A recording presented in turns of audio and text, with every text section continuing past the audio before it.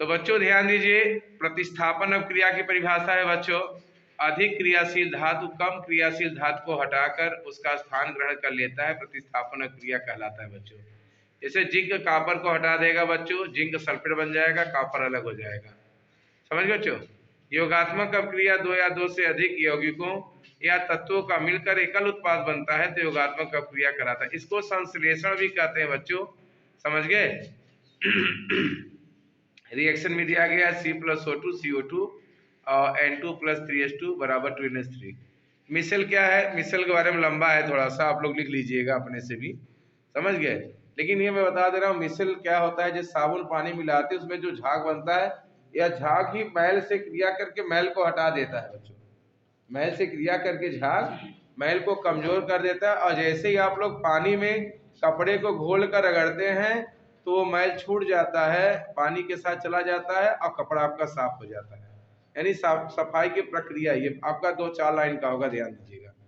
समजातीय श्रेणी दिया गया बच्चों, देखिए ध्यान से, वह होगी जिनका क्रियात्मक समूह एवं सामान्य सूत्र एक जैसा होता है, समजातीय श्रेणी कहलाते हैं। जैसे एल्केन का हो गया बच्चों C4 या C, इसके लिए देखिए इधर आ जाइए। ये पूरे आपके समजातीय श्रेणी की एग्जाम्पल है बच्चों। लेकिन अब आपको ध्यान ये देना है, ये कई रूपों से हमसे परीक्षा में पूछा जा सकता है। जैसे कभी बहुविकल्पी दे देता है, बताइए कौन आपका एल्केन है, ऐसे दे देगा तो आप जानते रहिए जिसमें कार्बन की संख्या हाइड्रोजन की संख्या 2 गुने से 2 ज्यादा रहेगा वो एल्केन होगा, 2 गुना होगा, यानी अगर 2 कार्बन है तो हाइड्रोजन 4 तो एल्कीन होगा। और जब आपके 2 गुने से 2 कम हो जाएगा हाइड्रोजन तो एल्काइन हो जाएगा, ट्रिपल बॉन्ड। एग्जाम्पल भी देख लीजिए, सबका मैं आपको बता दे रहा हूँ जितना परीक्षा में आ सकता है।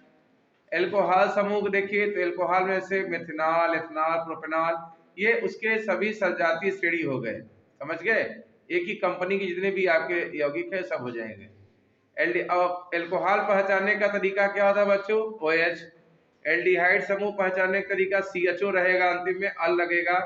2 कार्बन है एल्डिहाइड समूह, और समझ गए बच्चों 2 कार्बन है, जैसे 2 कार्बन से एथेन आ गया, एथेनल हो गया, समझ गए। और मेथनल को फॉर्मेल्डिहाइड भी कहते हैं, एक कार्बन है। 3 कार्बन से प्रोपेनल हो गया। अब आप देखिए कार्बोक्सिलिक समूह का COOH होता है, या ऐसे भी लिखा रहता है बच्चों, single bond C double bond हो फिर OH।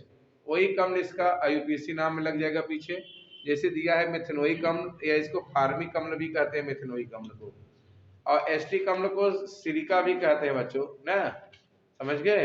एस्टिक अम्ल एथनोइक अम्ल होता है। प्रोपेनोइक अम्ल दिया गया है सूत्र। कीटोन समूह क्या होता है, जिसमें डबल बॉन्ड O लगा हो और दोनों तरफ कार्बन से जुड़े हुए हों, देखिए प्रोपेनोन दिया गया बच्चों। ऐसी और अच्छी वीडियो के लिए आप लोग चैनल को लाइक करें, सब्सक्राइब करें, बेल आइकन घंटी जरूर दबाइएगा।